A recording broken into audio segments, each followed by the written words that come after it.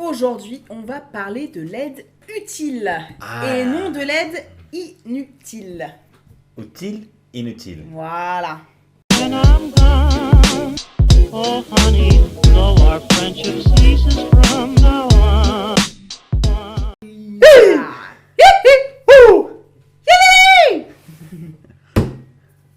Hola, ¿qué tal? Hola, amigos. Tu vas parler comme ça? Non, je vais pas parler comme ça. On peut, non? Non, hein? Bon, quand même. Quand même, Allez, allez, chanchon mon féfé. Chanchon, mon Chanchon papa. à vous derrière. chanchons mon papa. Ah oui, mais c'est bien. Une délice. Uma delícia. Bon, déjà, qu'est-ce que c'est une aide utile? Qu'est-ce que c'est aider l'enfant? Très bonne question. Alors, aider l'enfant, on a toujours envie d'aider l'enfant, c'est normal. Mais votre aide, elle n'est pas toujours utile à l'enfant. Des fois, même bien au contraire. Même si on pense bien faire, des fois, c'est pas validé.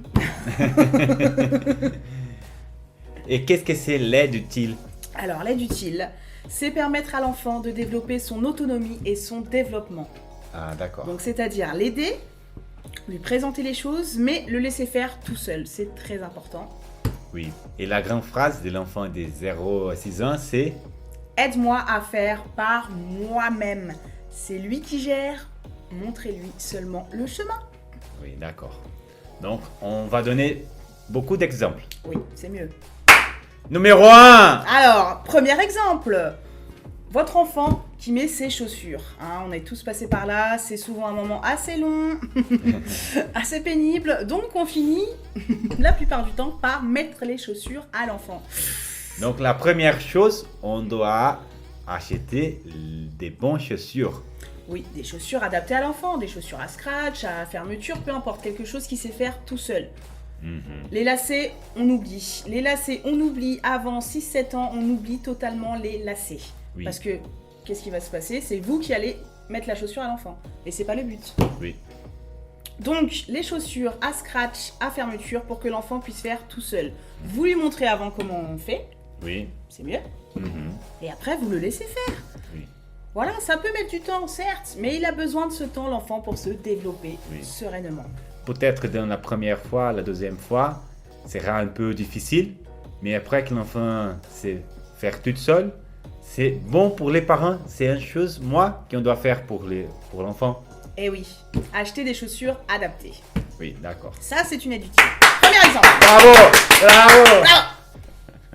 Deuxième exemple. Numéro 2, deuxième exemple. Deuxième exemple. Deuxième exemple. Deuxième Deuxième exemple.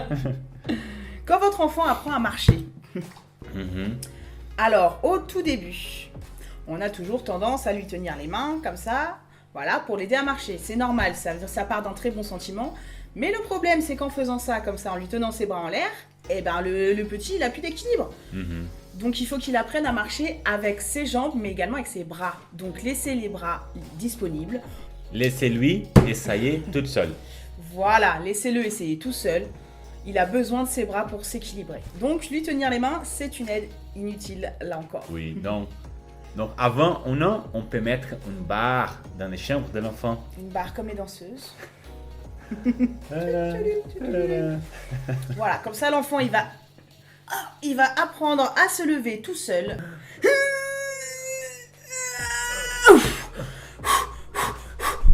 Et ça, il en a besoin, votre enfant. Oui. Voilà, toujours faire par lui-même.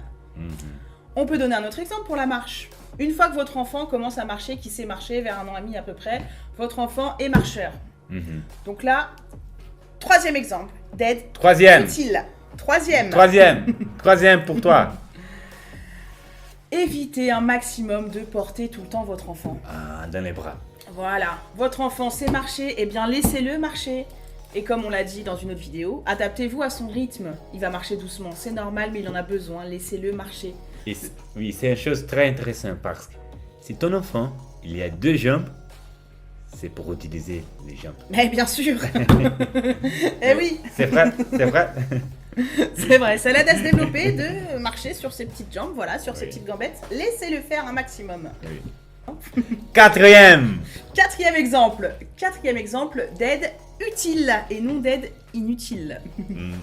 Investissez dans un tabouret. Oui. Ça, c'est très très important. Chez moi, j'avais 3 tabourets. Un pour la cuisine, un pour la salle de bain, un pour les lavabos. C'est utile parce que l'enfant, il est petit et pour, comment on dit, pour attraper quelque chose qui est plus haut, qui est plus haut que lui. Pour attraper quelque chose qui est plus haut que lui, il a besoin d'un petit tabouret. Voilà, ou pour se laver les mains, pour faire plein de choses, il a besoin d'un tabouret pour que... Tabouret, c'est ça. Il y a du tabouret. Oui, tabouret, tu l'as bien dit, Féfé. Un tabouret. Pardon. Si. Donc un tabouret est plus qu'un. Oui, de préférence. Plus qu'un. Bon, après, on peut le prendre et le déplacer, mais plus Oui. qu'un, c'est mieux. Oui.